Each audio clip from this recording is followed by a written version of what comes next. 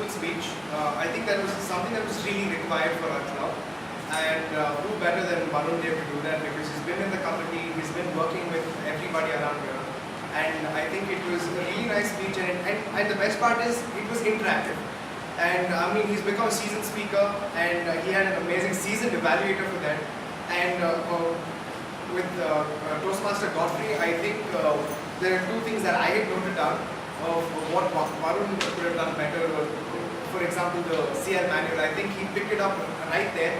And this simply shows what a seasoned Toastmaster is capable of. But for the wonderful educational session and for the wonderful evaluation, can we give a huge round of applause for both of them?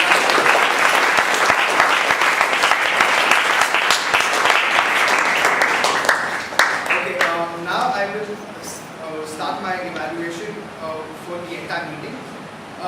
The meeting started well on time at 6:31. The Sergeant-at-Arms, Esther, I think she's one person who's so smoothly gotten into the flow of Toastmasters, because I still remember the days where she used to come as a table topic person as a guest, and she used to speak well. And I mean, it was surprising that a guest could do so well without any prior experience with the Toastmasters initiative. And then now she's the Sergeant-at-Arms, and within months I think she's just gotten into the flow of the entire Toastmasters initiative, which is wonderful. And the best part about Esther is that she always keeps improving. You can see that improvement in every single meeting. I think Esther, whenever she spoke as a Sergeant-at-Arms, lacked a little bit of energy. I mean, when she's speaking. But today, that was one thing that I made sure that I had to make a note of. I think you had the right energy at the right time at the right place. So that's the best way you can start the meeting. And then you also interacted with the crowd. You asked them questions. And a good speaker always asks questions. But a better speaker always has answers for them too. And this is something that she did. She asked questions, and then she had the answers for them too. And the best part is the construction of that speech. I mean, every single speech of hers, even in table topics, it's organized. It has an introduction, it has a body, and then it has a conclusion, which I think is a natural gift that she possesses. An amazing job done. But if I can suggest one thing, I thought you forgot this. I think in the last 2 weeks, I think 2 weeks back, we had Toastmaster Cherian, the actual president of our club, giving the presidential address. And in the last week, we had Prakash Tamankar, who gave the president, who was the presiding officer. And this week it was Joseph Das who was doing that. But I think you forgot to introduce Joseph Das as the presiding officer. Because if there's a guest who's been attending since the last 3 weeks, I think the guest will be confused as to who the actual president is. First we had Cherian, and then Prakash, and today we St. Joseph. So they actually have to know who are the designated leaders. So that's something that's a small thing that you can definitely work on. But apart from that, you've been doing a fantastic job, and I'm very sure you will do it in the future. So a huge round of applause.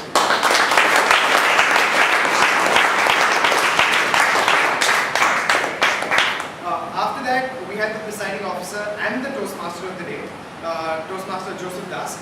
I mean, what can I say about this man? He had 3 stories. He said he had 3 stories. The first one was about empathy, the second one was about endurance, and the third one was about excellence. I think he's one man who possesses all 3. And what better person to come over here and take over the entire proceedings. And trust me, it is really, really hard. You know, we often have a constructed flow in the meeting where we have the president and then we have the DOD who's speaking. But here he had to do both together. He had to, he had the responsibility of the presiding officer, and he had the responsibility of taking forward the entire meeting. And I think he did it in a brilliant, wonderful way. And again, he's one of the seasoned Toastmasters in our club, and this simply shows what Toastmasters can do to you over a period of time. So I think that was an amazing thing that was done. And the other thing is, we've seen presidents or the presiding officers often interacting, but you just took the interaction to the next level. Even after they spoke, you had something to say back to them. For example, there was a Toastmaster from some other club where you said, "Wow, your speech was great," which is good as a guest. It at least pulls that Toastmaster from some other club to come back to our club and take up some role or give us a speech. And I think that is a natural knack that you possess. and that is something that you will do no matter what, and that's something special about you. And the second thing is you had powerful eye contact.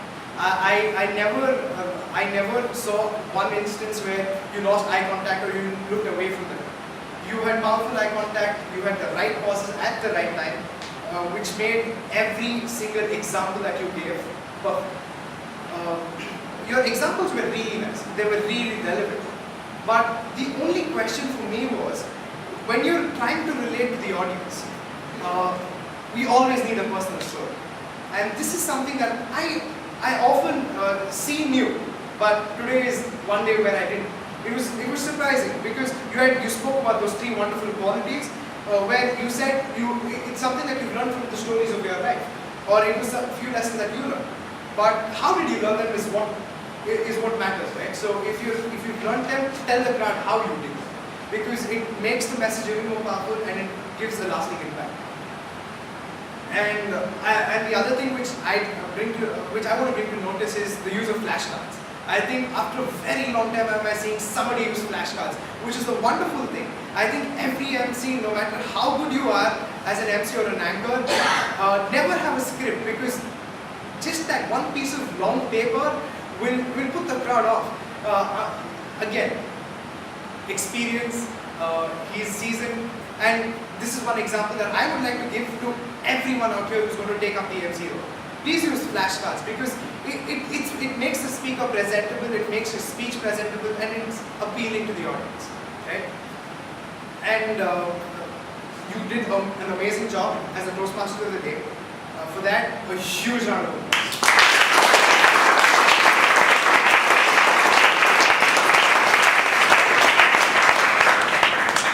There's one thing, I'm really sorry, there's one thing that I forgot. When you were introducing the speakers, I think you introduced the speaker with the CC1. So we are often told that the person who's speaking with his first project is supposed to introduce himself in the sort of a speech. So I think you introduced him, but it was nothing in the wind that he used in the speech. But again, I think that could be avoided. And the other thing is, you introduced the evaluators for the other 2 speeches. I think you introduced Bhavna and you introduced Godfrey, but you didn't introduce Robinson, sir. So I think that was something that you missed out, or it happens. So these are the only 2 suggestions that I have. Sometimes under that pressure of responsibility and things, we do forget. But apart from that, a wonderful job done. A huge round of applause once again.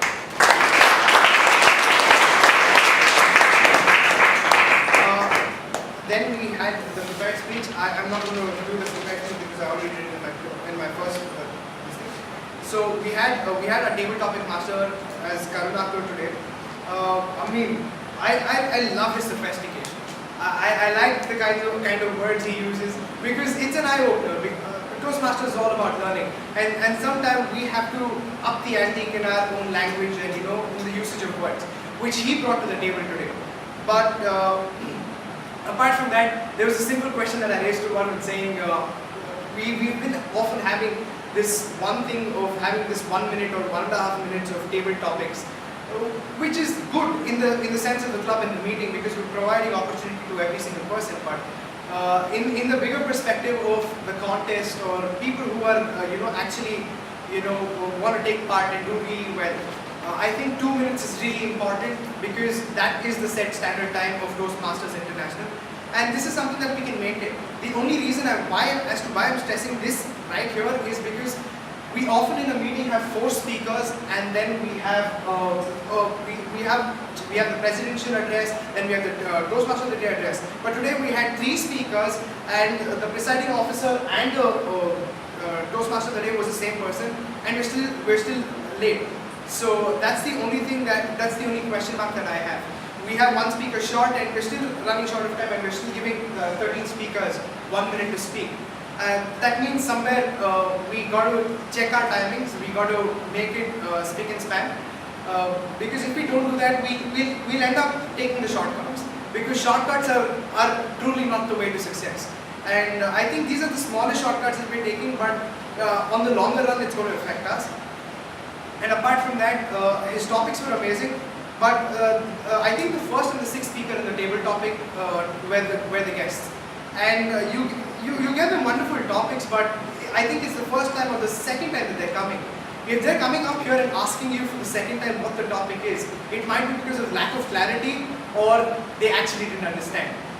And these two are also bounded by pressure because they're coming here for the first time in front of us, Toastmasters. So I think you could have given them a simpler topic because I think simplicity is the best sophistication.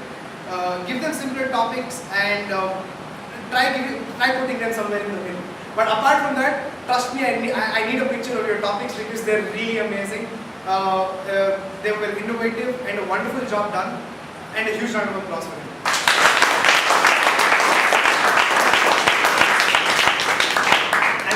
And I think my part over here is done as the general evaluator. Now I would like to call upon my tag team. First I'd like to call upon the timer, Srinivas, to give us the